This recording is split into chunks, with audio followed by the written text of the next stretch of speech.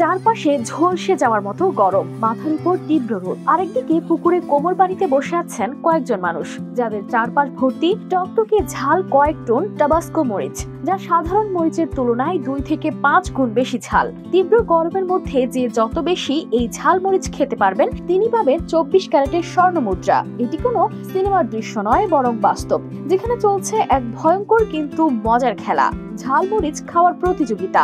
কে কম সময়ে সবচেয়ে বেশি মরিচ খেতে পারবেন তা নিয়ে চলছে তীব্র লড়াই। তবে ভয়ের কিছু নেই, তীব্র ঝাল খেয়ে যদি জ্ঞান হারান, সেজন্য রয়েছে চিকিৎসক।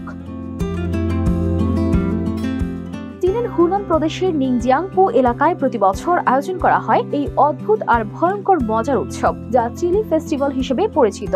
যারা হুনান রাঁধুনি বা খাবার চেনেন, তারা জানেন এই জায়গার খাবার মানেই আগুন ঝরা মরিচ।